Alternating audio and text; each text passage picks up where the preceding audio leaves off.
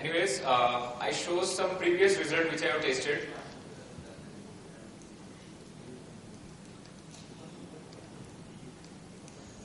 This is a kind of system that I have given the instruction that IM360 is the password and version network info and drive info. So these are the result which is sent by the victim system. I just move on to that. That you can see that attach account info. I just download that.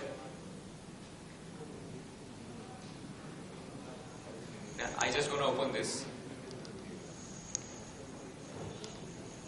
As you can see, what's inside the victim system gonna send. Now we move on to the next.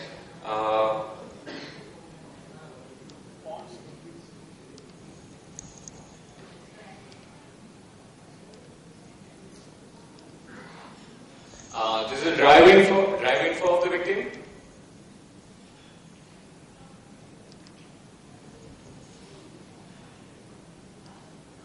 As you can see that and all that.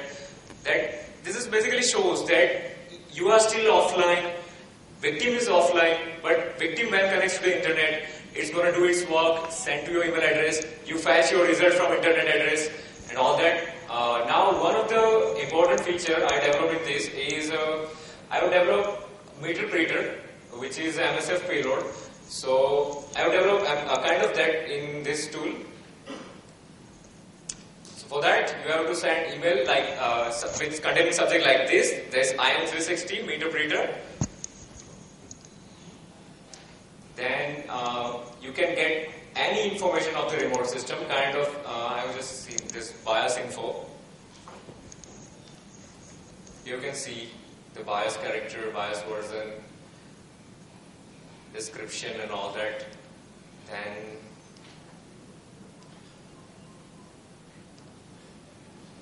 is a boot info. It also going to contain some of the stuff like what's program installed in that, what was the memory of that system, and all that. So basically, this shows. You can see this hard disk partition 0, boot configuration, and all that. So for using this mechanism, as I said, you have to just simply send emails to your account. Remote system will fetch that instruction, execute that command, and again send the result to your email address. Here we move on the slides. So this is syntax for that. Why I put this password field? Because what's going to happen is, if you want to create some bot network, or you want to make some network, like individual network, like if there are 4 subnets, and you want to infect this virus to 4 of that you can execute by this password, different password. So if you give one password A1 for one bot, A2 for second bot, A3 for third bot, and A4 for fourth, then the victim system will read the instruction and give you the results. Here is an example which I have shown. Here is the details. The reason why I use this Gmail, because what's going to happen is Yahoo and MSN don't provide the IP address details. You mean you log in, your IP gets registered, recorded, and you can view this.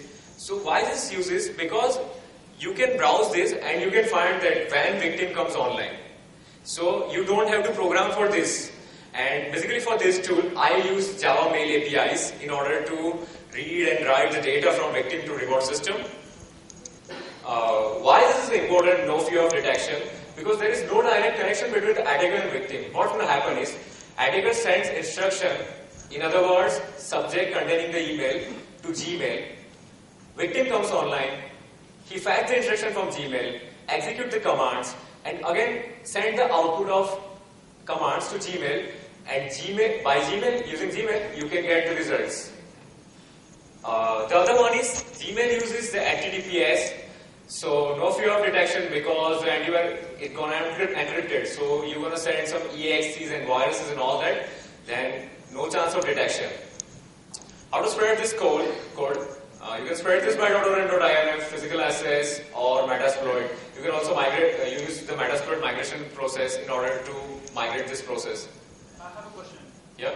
You said that you will send virus or malware packets from Yeah, that's also the next slide. But Gmail is antivirus won't Actually, when you use the Gmail API, Java Mail APIs, what's going to happen is it permits you to attach the data.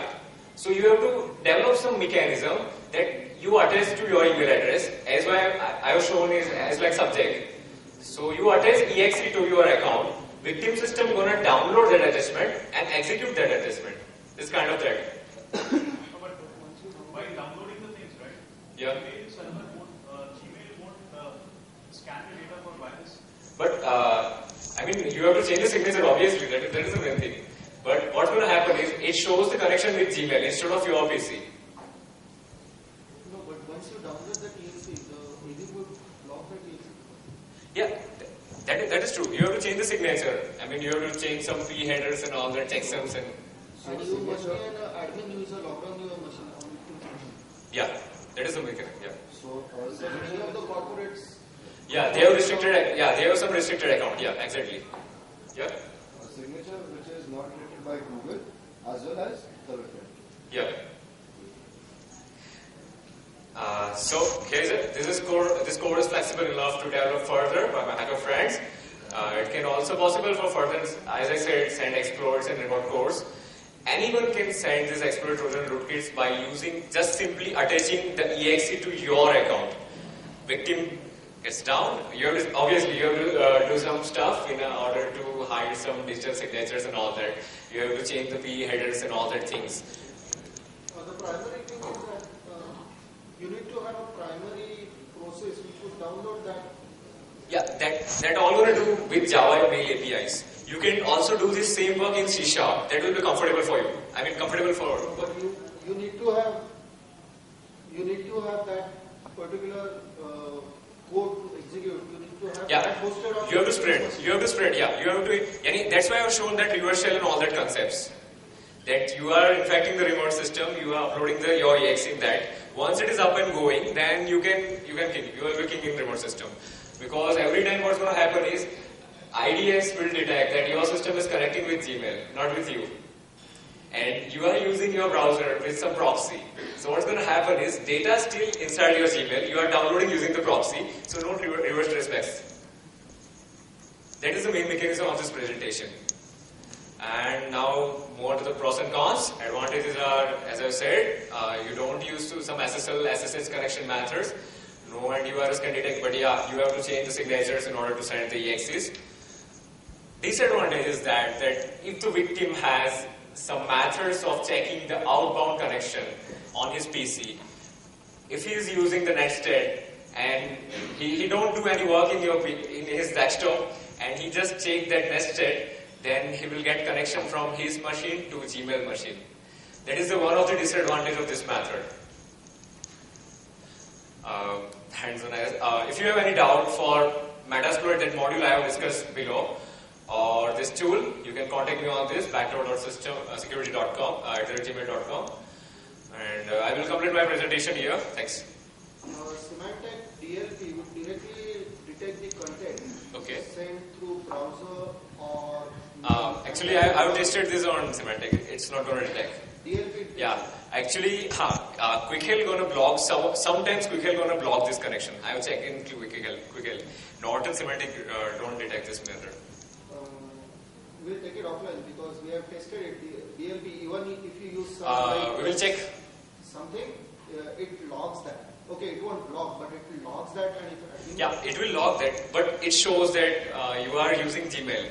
So I'm not talking the Gmail. The content sent, even on a chat, the contents are scanned through DLP. Yeah. So whole conversation is logged. Yeah. So still there is a problem in this. I can get your problem. Let me explain one thing. Take it offline. Yeah, okay. Fine. And any questions regarding some first method, reverse shell and all that? Because it might be confusing for 255 and 127. So if you have any doubt, please ask. Yeah, please could you walk through it again? That first mechanism? Yeah. Okay. One more question. Yeah. Okay.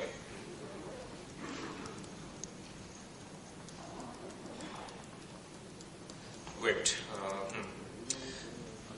What's this mechanism shows? If you are infecting the remote system, then the first task of that exe is that he has to find that whether the attacker is online or not. Yeah? Okay?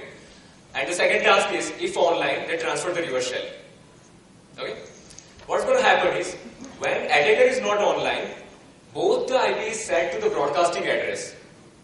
So I have used the ICMP ping sweeps. So this first exe gonna constantly ping the cache.dns.ip.com. But the address is 255, that's why no ICMP gonna come back. No, but then how would you run that exe? How would you run that exe on the remote? It's a payload. It's a payload. It's not an exploit. Both of these are you can use as a payload. It's not an exploit. It's a method. And you can also use this type of method using Metasploit. You have to just embed this exe first, and then your second Metasploit, and synchronous execution of both exe will spawn the reverse shell. Okay. Sorry? Similar mechanism. You have to embed this first exe, right? The first part. The initial IP will be 255. When you are online at your home, you just update this IP to 127.0.0.1. So what's going to happen is, as you update this 127, the ICMP sweep comes to your system. No ID is going to block that. So next synchronous exe. So next exe will be executed and you will get the shell. Any more questions? What is just for checking purposes? Sorry? Just for checking purposes, what if the victim pings himself on 127.0.0.1? Will it trigger a reverse shell? What I have done in this exe, which I shows the hands-on, it's constantly ping 255, right? ICMP positive acknowledgement are not getting at first time, while the address is 255. So it will ping until the positive acknowledgements. Positive acknowledgement will come when I update this 255 to 127. So if it getting the positive acknowledgement, it moves to the next exe, synchronous exe, and get you as a shell. Yeah, I got that part. What I'm asking is now for debug purposes. Okay. I want to check whether my TCP stack is working. Yeah. The first step you do is you ping local host. Yeah. Which is that same. Yeah, that shows that your hardware is also working. That's why we use 127. Yeah. Right. So in that case, the second stage, the second part of the exe would trigger a. No, because it's a synchronous and hidden method. So if you ping your system, it's not gonna, because it starts our own handler. So all the traffic on particular daemon to particular daemon. So when you ping your system, the temporary daemon and all that will be different. Right. So it does not actually. No. Like a server socket. I mean sockets. Right. It has its own socket. So no other traffic gonna distract it. Yeah.